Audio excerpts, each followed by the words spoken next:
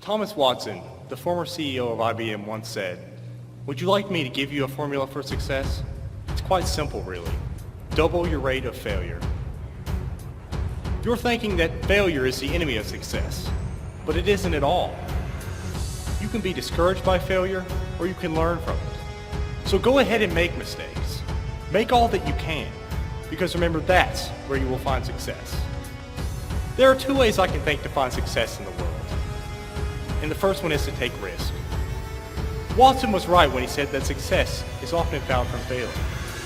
Unless you plan to happen upon extreme luck by winning the lottery or something like that, you're going to have to go out into the world and make something of yourselves, right? Have a plan.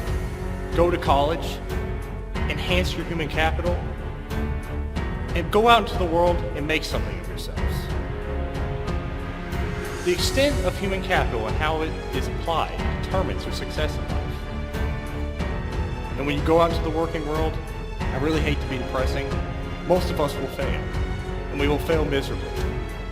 But it is how you deal with that failure that will determine your success.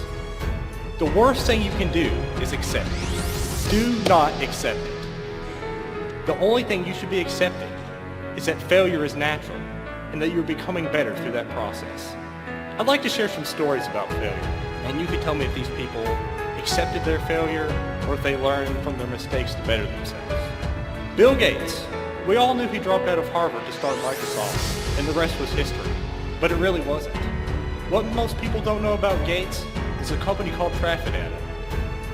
It took raw data from roadway traffic to hand it to software engineers to design better applications. It was a complete failure, with no sales, and it was embarrassing for Gates. A few years later, he renamed the company Microsoft, and the rest was history. Colonel Sanders, the same chicken recipe we all know and adore today, denied 1,009 times by different restaurants before it was accepted. Walt Disney, fired by a newspaper editor because he lacked imagination and had no good ideas. Oprah Winfrey, fired from her first job as a television producer because she was unfit for TV.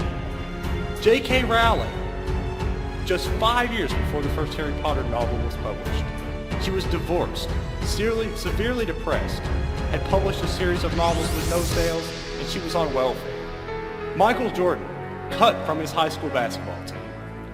Dr. Seuss, first book rejected by 27 different publishers. And my favorite, Steve Jobs, kicked out of the company he started after dropping out of college. He founded a company called Next, which failed. In the meantime, was hired at Pixar, brought Pixar to the company we know it as today. And 10 years later, Apple is failing and begging for him to come back. Of course he accepted, and the rest is history. Why am I telling you about these people that failed? The point is that failure is the seed of opportunity. You will get nowhere in life only doing what you feel comfortable doing, playing to the abilities you are familiar with. We're all human. We all have, more or less, the same potential as the next person. Go out into the world, take risk, make mistakes, get back up, and go forward carrying the knowledge of your endeavors.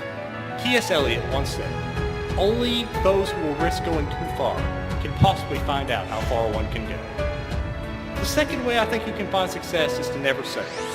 When you go to college and graduate, which I surely hope all of us will graduate eventually, you'll go out into the job of your dreams, you'll have a beautiful family, so maybe some of us will pursue a professional degree.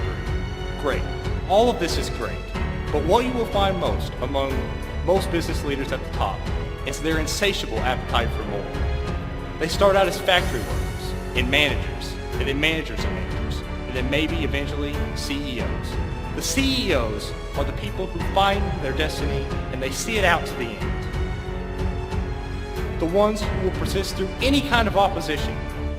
They will push until they cannot possibly push anymore.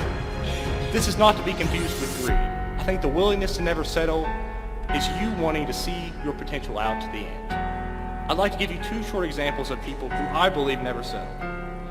Jen Fields, who is the current president of McDonald's, oversees